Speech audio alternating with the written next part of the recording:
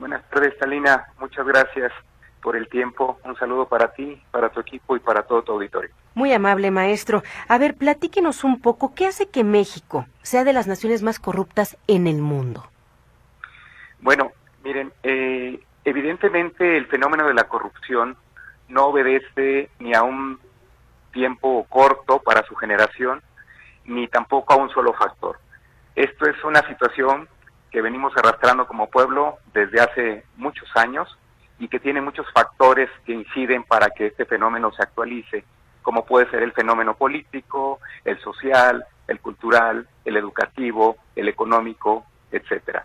Entonces, debemos tomar en cuenta que estos índices que salieron hoy en la nota son índices de percepción y que tienen una metodología determinada para llegar a concluir en la comparativa con los contextos de diferentes países cuál es, bajo esa percepción, el más o el menos corrupto.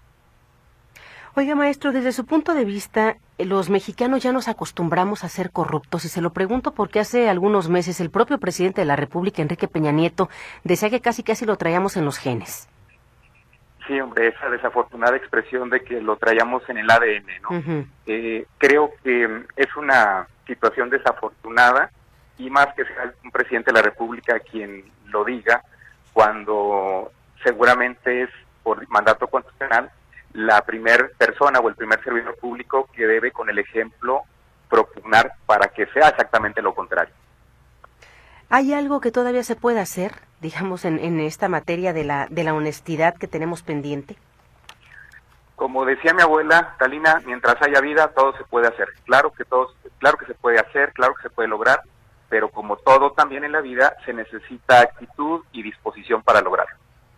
¿Y esta actitud y disposición es de todos o es la típica expresión de, bueno, ya que cambie el gobierno, entonces el ciudadano también le va a entrar a esta dinámica? Definitivamente de todos, Talina, ¿no? Tanto sociedad civil como gobierno, como sociedades no gubernamentales. Es decir, yo creo que esta es una situación que nos afecta a todos y que tiene origen en todos, en las apatías sobre todo de todos. Y creo que este tipo de resultados nos debe alentar para que toda la sociedad, ya sea medios de comunicación, académicos, políticos, ciudadanos de pie, todos, busquemos la forma de involucrarnos en estos procesos para poder cambiar nuestra realidad. Cuando se habla de corrupción, maestro, muchas veces pensamos que solamente se da en las cúpulas, digamos, altas, cuando se da a conocer casos, por ejemplo, como el de la Casa Blanca y cuestiones así millonarias.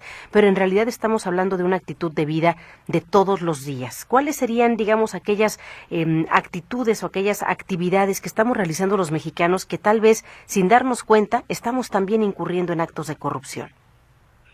Exactamente, Talina.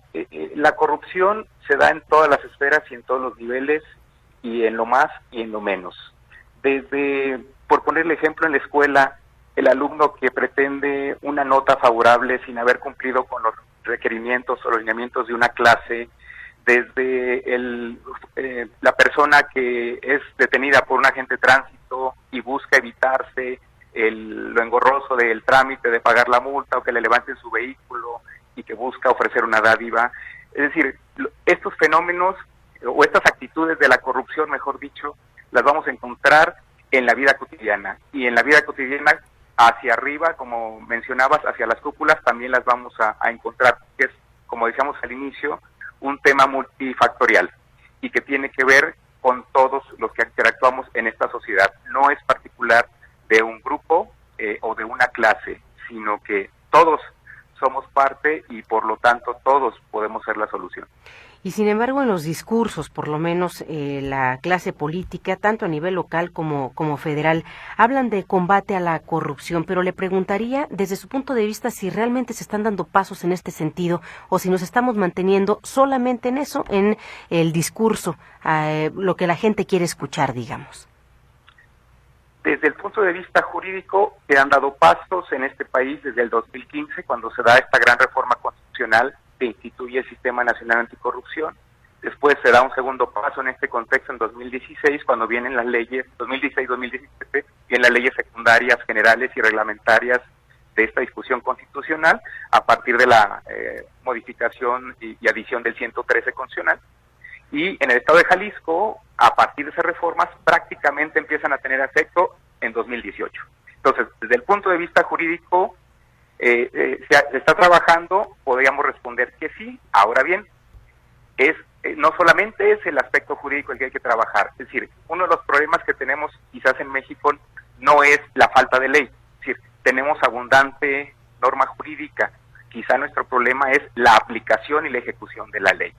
Si nosotros observamos, por ejemplo, en esta encuesta que comentabas al inicio, Talina, cómo descendemos 6 lugares del 129 al 135 en este índice de transparencia internacional, nos damos cuenta que hay países que tú mencionabas como Argentina, como Uruguay, como Brasil, como Chile, que a pesar de ser América Latina y compartir con ellos ciertos rasgos culturales y educativos, están mejor evaluados con nosotros.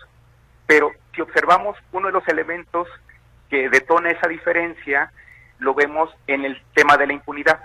Es decir, si nos vamos a los índices especializados y nos comparamos con estos mismos países en los índices de impunidad, ellos están mejor evaluados, es decir, son menos impunes con nosotros, lo cual nos lleva a esta idea general, por supuesto, de que uno de los elementos que incide a que se prolifere este fenómeno de la corrupción en nuestro país, más que en estos otros que mencionamos, es seguramente lo que podemos circunscribir como impunidad.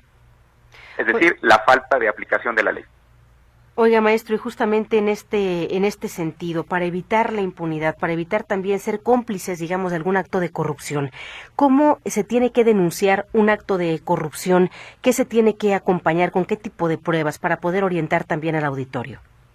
Gracias a esta reforma constitucional que comentamos hace un momento, se instituye la posibilidad de hacer denuncia anónima, y que esta, debemos decirlo, que no es creación original de nuestro legislador, sino que es a partir de exigencias internacionales y de convenios internacionales que nos obligan a adoptar este tipo de denuncias anónimas en nuestro sistema jurídico. Con esta reforma ya se adoptan, y lo que tiene que hacer cualquier persona que presencie algún acto de corrupción es, con los elementos que tenga, inmediatamente hacerlo del conocimiento de cualquiera de las autoridades competentes. Estamos hablando desde el Ministerio Público, estamos hablando de la Auditoría Superior, ya sea federal o estatal, en todos los casos. Estamos hablando de los órganos internos de control, o también llamados contralorías. Incluso se podría acudir a cualquier servidor público de cualquiera de los poderes, y este tendría el deber de canalizar esa denuncia a la autoridad competente. ¿La Secretaría de la Función Pública no es, digamos, instancia viable? Sí, sí lo es. ¿Sí? ¿También? Entra en esta categoría de los órganos de control interno. Perfecto. Pues, maestro, le agradezco mucho esta entrevista, la orientación también que nos brinda, y siempre importante, pues, estar al pendiente de en qué parte del problema también estamos nosotros contribuyendo para que no se resuelva esta situación a nivel nacional. Muy amable.